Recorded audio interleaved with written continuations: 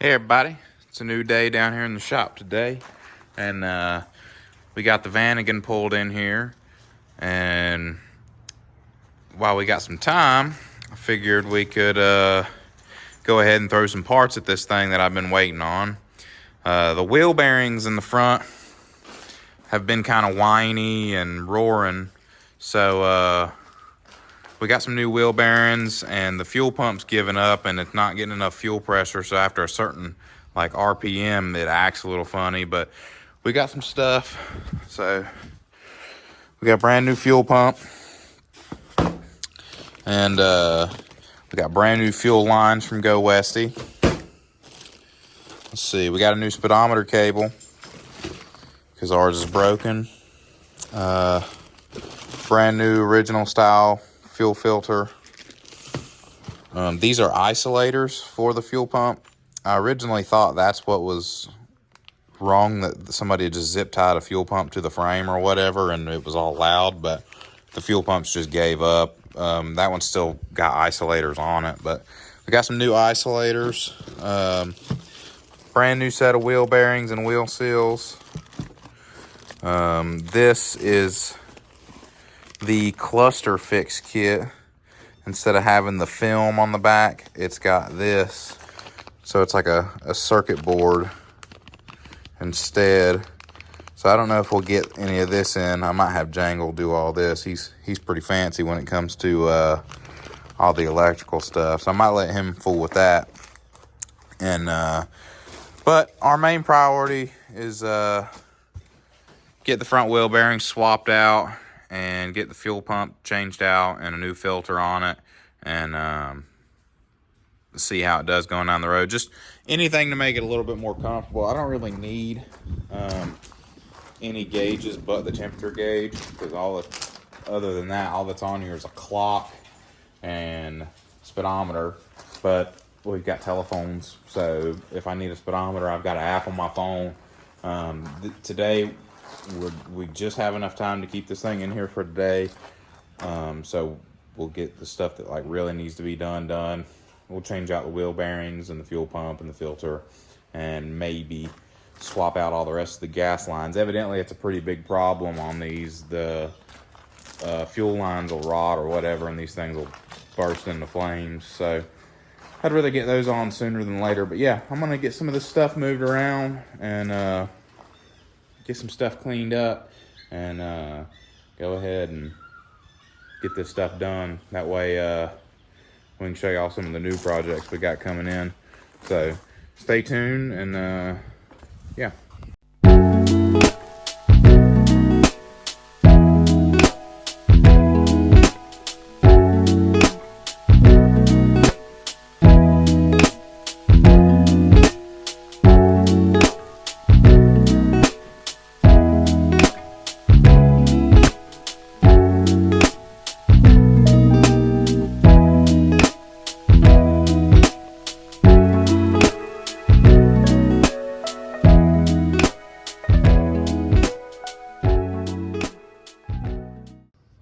All right, hopefully y'all can see all this going on down here. Let me see. Oh yeah, perfect. Yeah, so you shouldn't need to save anything from your old rotor / hub assembly. So well, actually I lied. The one thing you will need to save is this little retainer right here. So keep that. There's your outer wheel bearing and your lock nut. You won't need none of that. But if you'll flip this thing over, here, let me take this out so it don't fly on the floor. If you'll flip this over, you'll see exactly how your new bearings need to go in. And I've got a shop press, but I'm gonna show y'all how to do it with just a set of race drivers. And if you don't have a set of race drivers, you can get creative and use sockets if you got a big enough socket. But, so here's our new rotor hub assembly deal right here. So we'll get this one out of the way. And here's one of the new bearings. Get my knife out here. One of the new bearings and races. So this will be, the race will be down like this, accepting the bearing. So the bearing will want to drop in this way. So I've got this kit right here of bearing and race drivers. So you'll just take this right here, set your bearing down, and match up what will fit, but also isn't gonna just mess any of this up, you know what I'm saying? So let's see.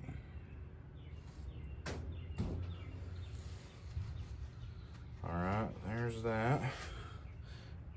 I don't know why they've done this on here to where there's so much space in between when all it needs is just this race, but who knows? There's no telling, unless they're different, which I don't believe they are to me, because I know one side is meant to accept for the speedometer cable, but I don't think that affects any of it. But anywho, but yeah, so this one seems to fit pretty good. It doesn't have to be super perfect, just as long as it's not going to mar up your race. And a lot of people do it differently, but I like to take a little touch of grease.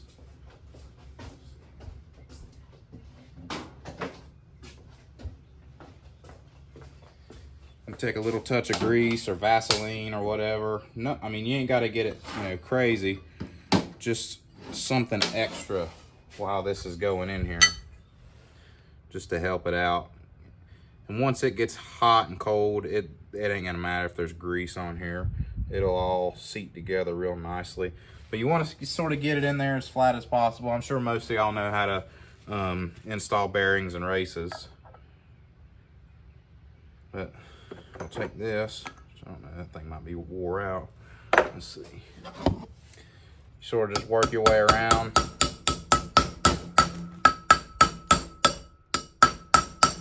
All right, now it's started. So you can sort of hammer her home. Now this is gonna have to be recessed enough for the seal to go in also, which we've got new seals. Basically the same process installing the seals as it is the bearing race.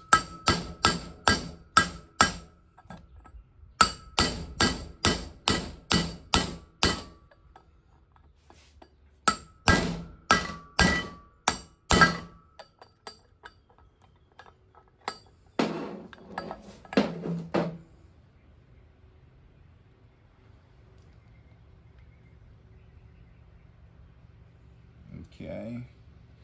We got a little touch more to go.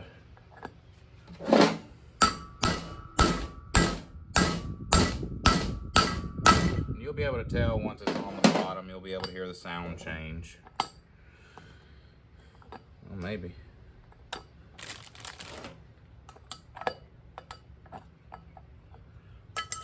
Run your finger down there and make sure that it's seated. Still need another little love tap.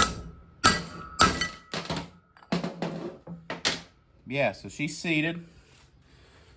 Wipe out any little stuff in there. And then there's several ways you can do this. I've got a bearing buddy, which I'll just drop this on and it'll pack it for me.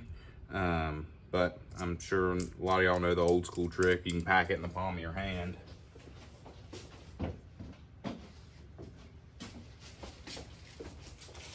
This right here is the ticket.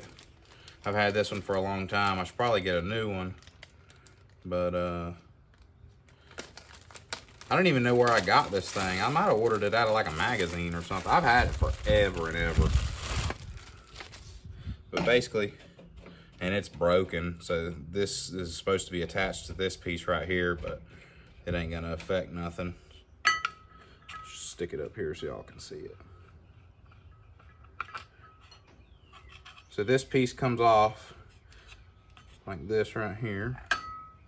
Then you just drop your bearing on there. Stick that back on.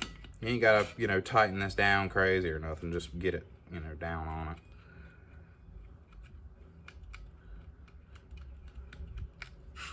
Then you take your grease gun.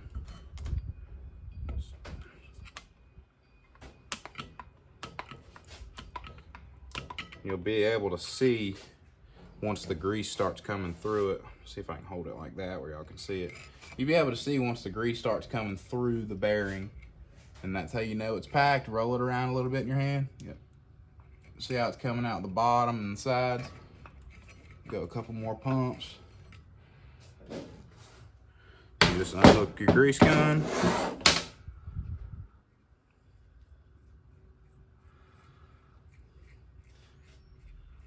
This ain't nowhere near as messy as hand packing them, but it still does make a mess, if you were wondering.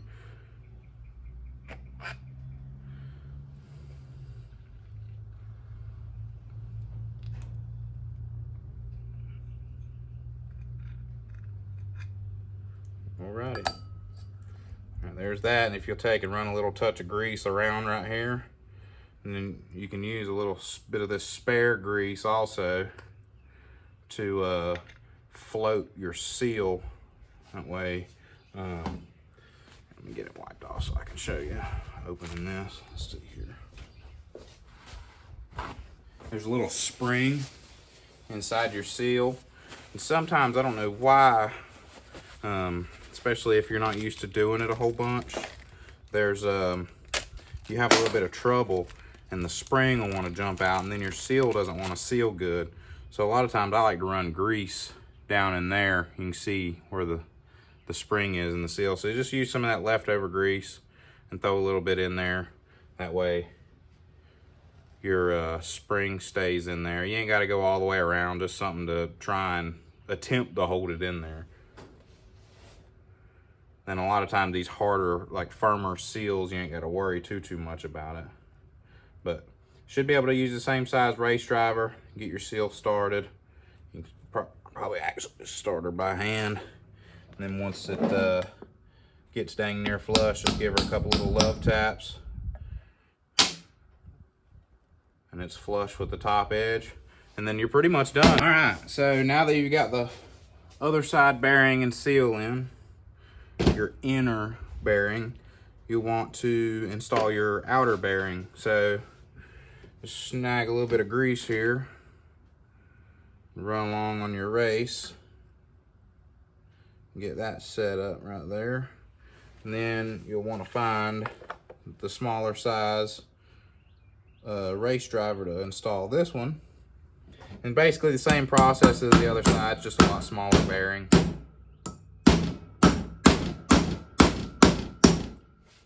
Just keep an eye on it. You don't want to hammer on one side a whole bunch. But once it's pretty well started, it ought to stay straight. You just want to be real careful when you're starting.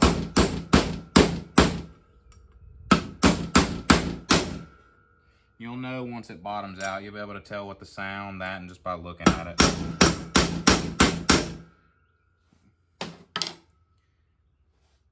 Couple more little love taps on there.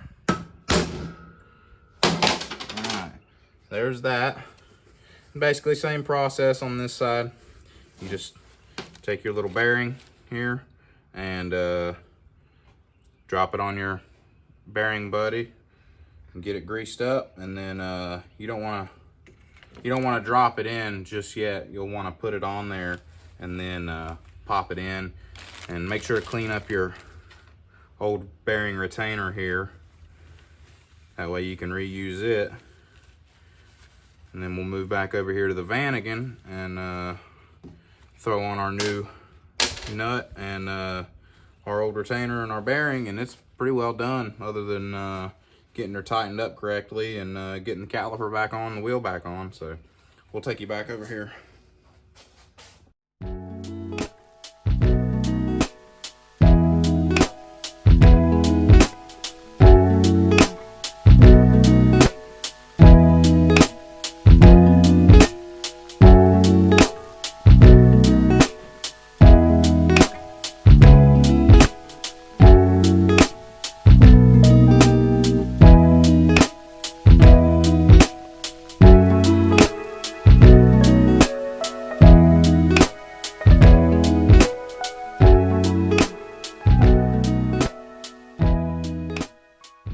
Well, we got the other side knocked out, the other side wheel bearings and stuff, and here's our old fuel pump and fuel filter.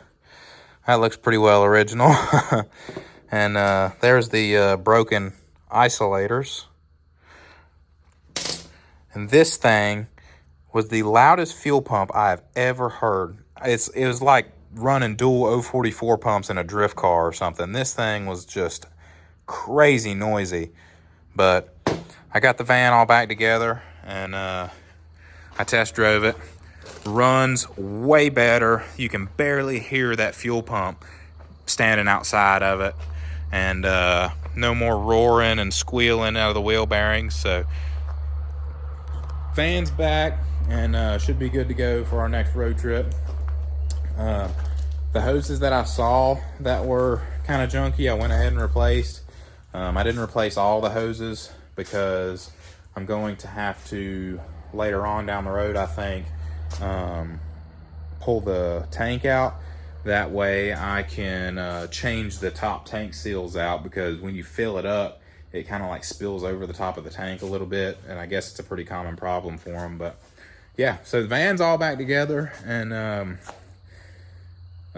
stay tuned for the next video. I'm posting this one in the morning, and I will be picking up those two Samurais that we've been waiting to get for a long time, and showing you what we're going to do with them. Here's a little sneak peek.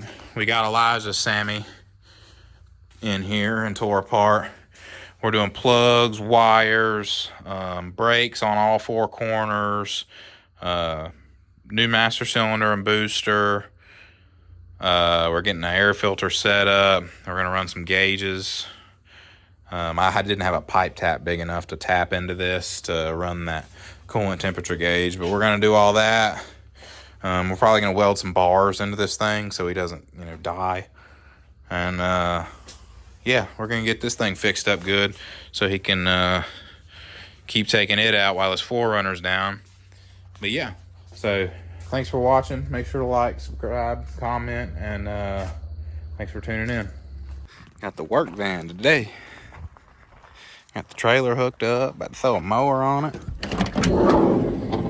1.8 T block and some stuff in here. Slept in here last night. Work van.